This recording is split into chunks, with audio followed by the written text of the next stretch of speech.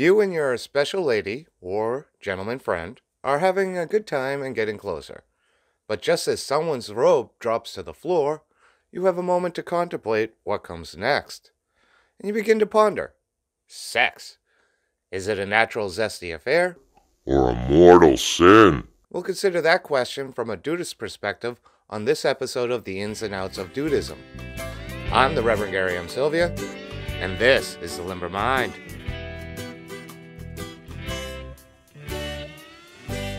Invented sometime in the 1960s, sex has become a popular pastime for many folks. It has numerous emotional and health benefits, and people seem to like it. Seriously though, one could say our modern attitudes about sex and sexuality evolved during the sexual revolution of the 60s. With hippie-free love and the introduction of the pill, sex got a major update. During this transformative time, people became more tolerant of alternate forms of sexual expression, and the introduction of the pill meant there was less risk of pregnancy, freeing women to explore their sexuality. The 60s set the tone for the decades that followed, but it wasn't always that way. The history of sex goes back before humans were even around to add their quirks and hang-ups to the whole darned affair. In the beginning, sex evolved as a way for life to reproduce itself. While asexual reproduction existed for far longer, the development of sex meant that traits from separate individuals could come together and create something newer with potential variations that self-replication just cannot match. This supercharged evolution, leading to ever more complicated beings who eventually developed brains that could truly experience orgasmic pleasure. And there was much rejoicing.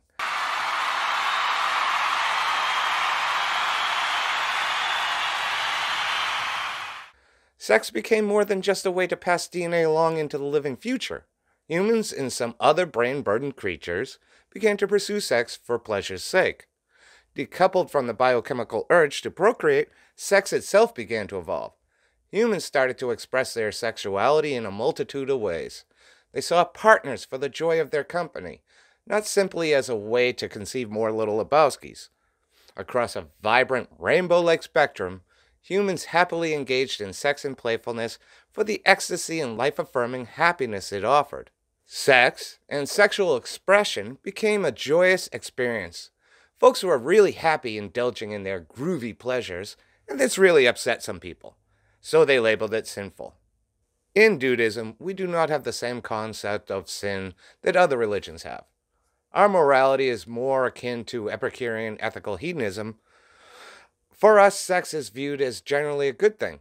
It is something that is only wrong if it is harmful or involves parties that do not or cannot consent.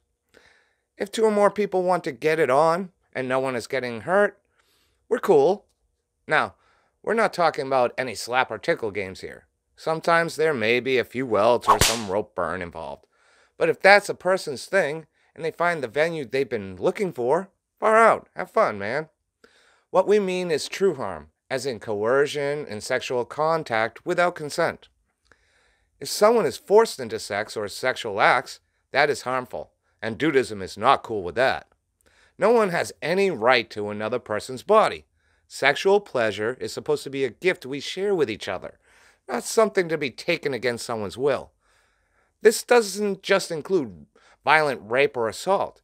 It can be the subtle uses of force, gaslighting, and persuasion that can rob a person of their autonomy over their body and mind. Without proper consent, sex becomes an act of aggression, one that cannot stand. Across that line, one must not.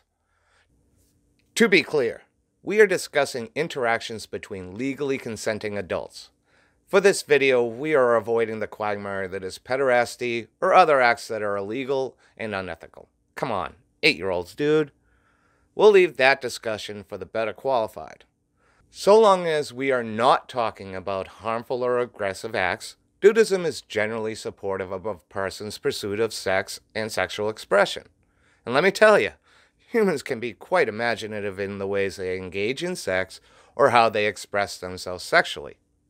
In a moment, we will get into some gay sex, but first, a word from our sponsor.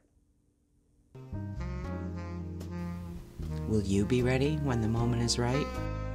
As relationships grow in intimacy, there comes a time when couples want to engage in that blissful activity, that special time when they want to read the incomplete Dudeist Priest Handbook together. Don't leave them hanging. Stand up and proudly whip it out. Your copy of the incomplete Dudeist Priest Handbook, that is. If you experience more than 4 hours of contentment while reading the incomplete Dudeist Priest Handbook, do not call your doctor. This is normal. Get a firm grasp and order your copy now, available on Amazon and in the Kindle store.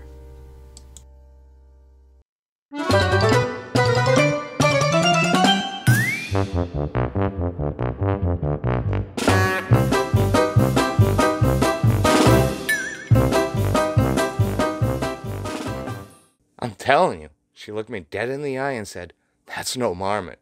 Oh, welcome back. Famously, some other religions have labeled homosexuality a sin. This is not the case for Dudeism. Far from it.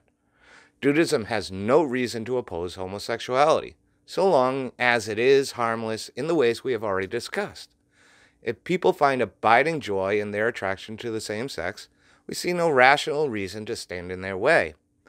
Like most things, in Dudeism, it is not about the what, but the how and why. It is not about who you love, but how you love them. And a person's biological sex does not have to factor in there at all. When reasonable consent is present, the sex or gender of the individual is irrelevant. Which brings us to sexual expression, or gender. In many ways, Dudeism is blind to gender, even as we celebrate all the ways humans have found to express their sexuality. We use the term dude regardless of sex or gender. He, she, they, all can be dude to us. It doesn't matter if it is boys in dresses, women transitioning to men, or those that are asexual. All are welcome within Dudeism. Freedom of self-determination is one of our highest values. We ask, how can one truly abide if they deny their authentic nature? Gender roles and rules of sexual expression are arbitrary, archaic traditions of our less than enlightened past. These rules were often instituted by the most uptight members of our society. Dudeism is not interested in continuing this oppression of sexual or personal freedom. The hippies had it right, and Dudeism is all in with the sentiment of the 60s. We seek to continue promoting the celebration of sex, love, and the abiding acceptance of each other's freedom of expression and choice. Free love, man. Based on its ethical, hedonist nature, Dudeism can only conclude that sex and sexual expression that creates more joy and causes no harm is a form of abiding, and one that should be protected and supported. So in answer to our original question, sex, free from harm or coercion, is a natural, zesty affair. One we hope everyone gets to enjoy, if they're into that sort of thing. Now go forth and help each other conceive, or not. It's your choice. Just rest assured, Dudeism will not call you or your sex sinful. Like, we don't even have a Dudeist hell, so just play nice with others and have a good time. So until next time, remember to keep it limber. I know I will.